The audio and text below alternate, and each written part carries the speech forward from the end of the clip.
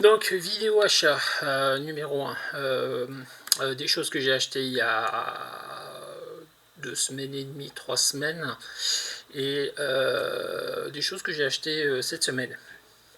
Ouais, donc je me trouvais pas très loin du Easy Cash de ma ville, qui est en dehors de la ville, un peu à l'extérieur, donc j'y vais pas trop souvent. Quand j'ai l'occasion d'y passer, j'y passe, et puis là, il se trouve que ce jour-là, j'y étais. Vive les courses pour les fournitures scolaires, n'est-ce pas? Et ce jour-là, j'ai pris 4 comics.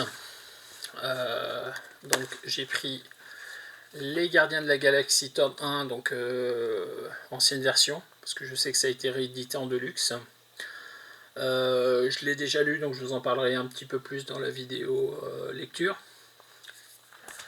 J'ai trouvé du Neil Adams, donc j'ai pris.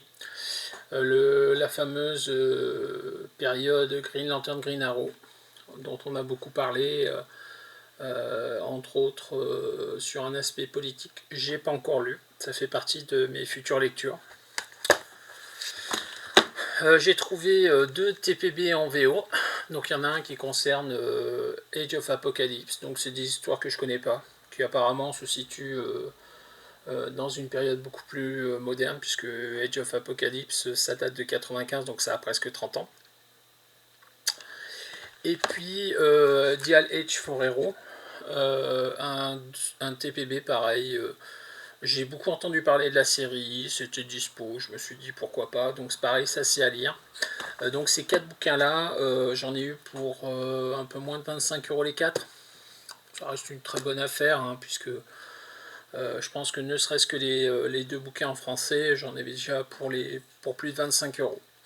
Et puis le week-end dernier, je commençais mes vacances, j'ai reçu un message sur Facebook me disant que le Easy Cash de ma ville faisait du déstockage sur les BD souples à 1,49 € le comics.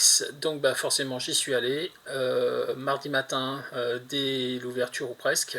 Je pense que des gens étaient venus plus tôt parce qu'il y avait moins de choses que quand j'étais passé 2 semaines auparavant, que j'ai pris la première fournée. Mais j'ai quand même trouvé des petites choses intéressantes. Déjà, je suis super étonné d'avoir trouvé ça. J'ai 4 tomes de The Boys.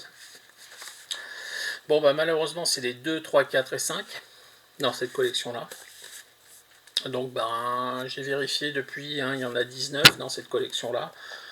Donc, je verrai pour au moins récupérer le 1 dans cette version-là. Peut-être même le 6. Et puis, pour ce qui est du 7 au 19, on verra peut-être pour un autre format, parce que voilà, c'est les seules choses sur lesquelles je me suis jeté parce que j'adore la série The Boy télé.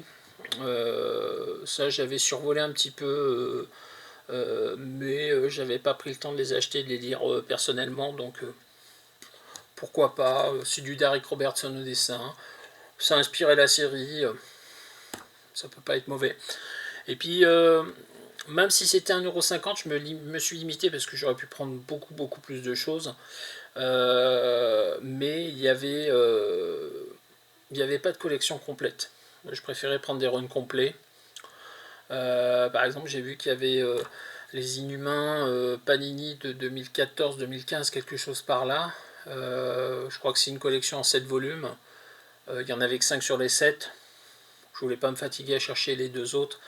Même si pour 10 € les 5 BD c'était super intéressant, je les ai pas pris. Donc j'ai pris que deux histoires complètes. Donc je vous avais parlé de Fear Itself que j'avais adoré. Donc là, une BD qui présente 2 histoires complètes liées à Fear Itself sur X-Force et sur Wolverine. Pareil, hein, pour 1,49 €, qu'est-ce qu'on demande? Franchement, pourquoi pas. Et puis un hors-série sur la Justice League. Donc c'est du Keith Giffen et du Kevin Maguire. C'est très bonne réputation. Apparemment, ça c'est une suite à ce qui était sorti dans les années 80-90. Ça sera l'occasion de le lire. Voilà, 1,50 €, qu'est-ce que je risque? Pas grand chose. Donc voilà mon petit point sur les achats que j'ai fait à EasyCash ces derniers temps. Donc pour moins de 35 euros, je suis quand même assez content de ce que j'ai récupéré. On va passer à la vidéo lecture et puis on fera le point sur mes nouveaux achats à librairie ensuite. A tout de suite.